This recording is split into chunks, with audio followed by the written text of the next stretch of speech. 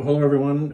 Thought I would do a quick video based on some questions I've got just about the process for painting rock.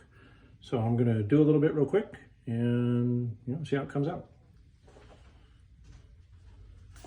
So the picture before, start off basically with just a base, and as this works, basically the first colors that are sprayed on are the ones that absorb the most, and so each successive color less is absorbed.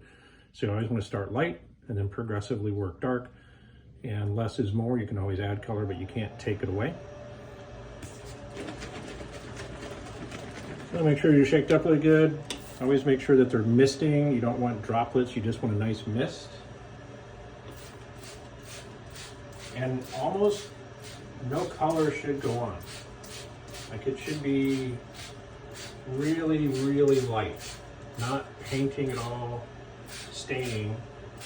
If you notice, I'm not trying to get every single surface as well.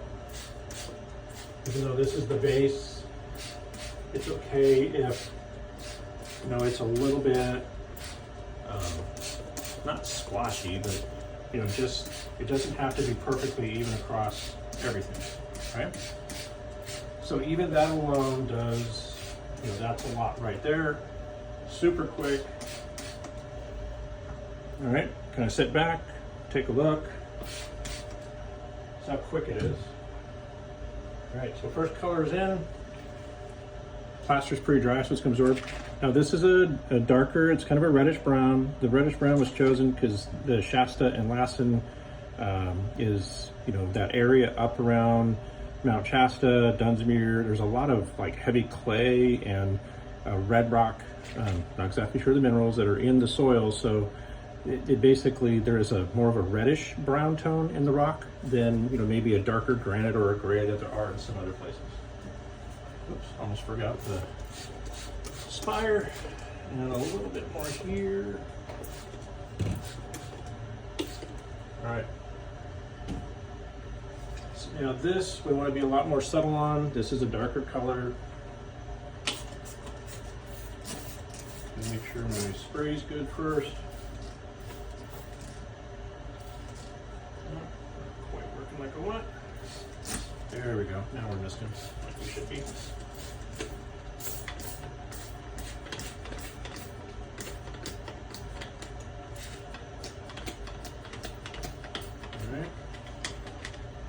Always happens when you want to do something, right? Things plug. You shake these really well, but sometimes a little bit of the paint can get caught in the sprayer, and before you spray droplets, you want to make sure you clear them. It happens. All right, there we go. Now we're working good. Now I'm gonna, again, pretty random. Not trying to hit any particular area. Okay, simple enough. Now in person it's got a little reddish tone, very light. So far so good. Okay, next color, it's a little bit different tone. This is a raw sienna, so it's got a almost adobe color.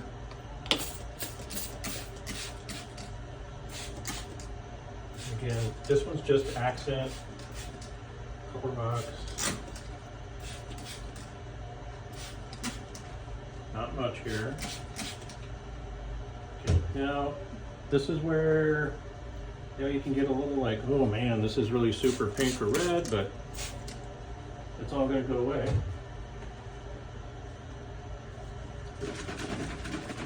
So then we've got this nice, this is very thin down. It looks pretty dark, but it's not. This is just a gray wash.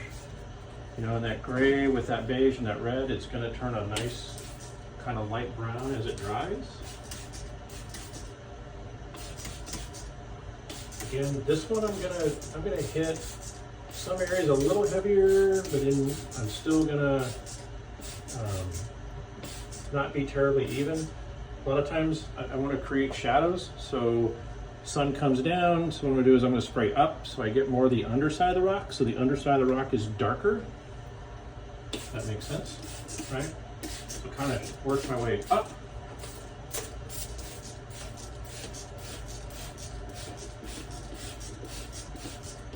even though I want to get a little more of this in some areas. This one I am gonna coat some gray wash across pretty much everything.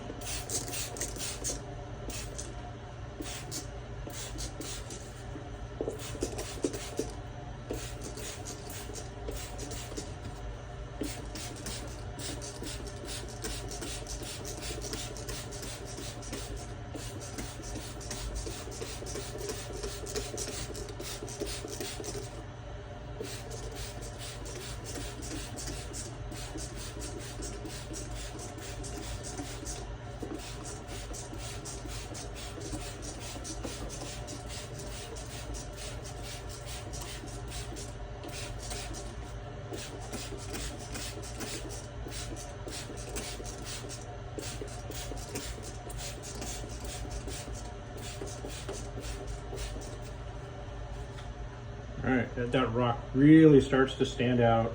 Now its color is gonna change a little bit as it dries. I'm gonna go back and do a little bit more with a light kind of brown back over this as well, so that it kind of gets a little, you know, I don't quite, maybe quite this dark, but pretty close.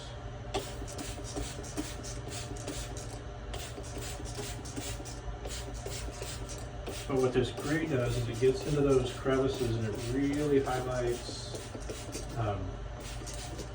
the detail in the rock.